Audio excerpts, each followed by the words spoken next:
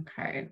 Hello and welcome to the Herald series of one-on-one interviews with Board of Education candidates. My name is Jill Nosa. I'm the editor of the Glen Cove Herald, and I'm here with David Huggins, who is one of 8 candidates running for 4 open seats on the Glen Cove Board of Education. Good morning, Dave. How are you? Good morning, Jill. Very good, thank you.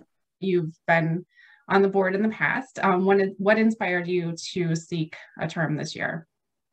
I'm rerunning this year because I think that we need somebody who has some semblance of an idea of what's going on with not just the school, but with the buildings and grounds and the fields and the infrastructure.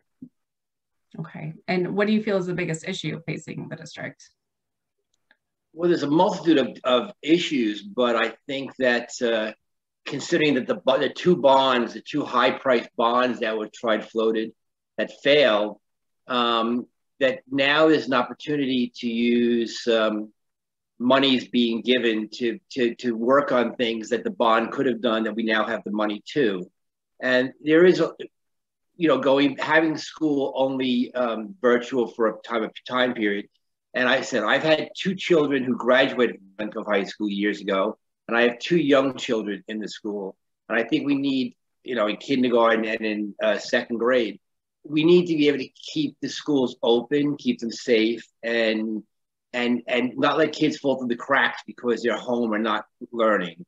And since I've done this before and I'm doing it again, I have more experience than anybody else on the board. Okay. And how would you keep the taxpayer in mind, including those without children in the district? Okay, this is one of my pet things because I own multiple properties in Glen Cove. My mother's, my aunt's. I pay a plethora in the city. Most of the people I know who are my age have no children in the school. So I'm very sympathetic to the fact that they have no children in the school. But that doesn't mean that they can't, share part of the burden. But I think that we need to do a better job realizing that there's a lot of people on fixed incomes in Glen Cove and who are, retirement age or whatever else. And they just got hammered by the city of Glen Cove in their taxes by being raised 8%. So we have to be compassionate to those people also. And I think I can do that. Okay. And so the district recently received more money from the state foundation aid and the federal stimulus. And so how do you feel those funds would best be used? Well, as I stated earlier to you, I think that the stimulus money, since we did fail 2 bonds, and part of that money was to go for the do part of the infrastructure and fixing the science rooms and fixing this and that. And the bathrooms in Glen Cove High School look like they did 36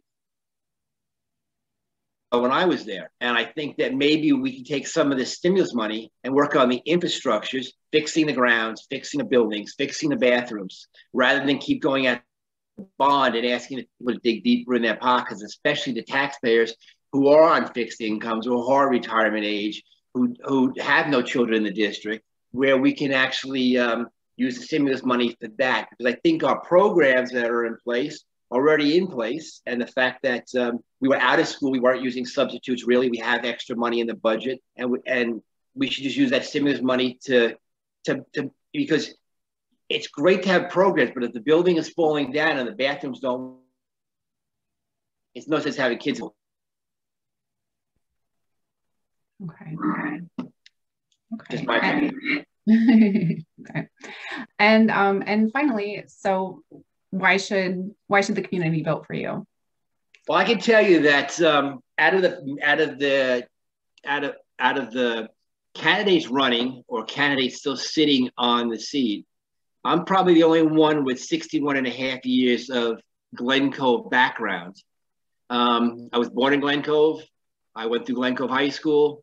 I've had two older boys go through Glen Cove High School. I have a complete working knowledge and institutional memory of everything that's gone on in this district in the last 50 years. And I don't think anyone else can say that. And I've seen the buildings since 1974 until present time. I was head of the Buildings and Grounds Committee for the school board for 8 years. I know what all the issues are. And unfortunately, I don't think that anyone else running has any of the knowledge that I have to help make this thing a better place. Okay. All right. Well, thank you for your time and good luck to you. Thank you very much. It was good seeing you again. Yeah, you too.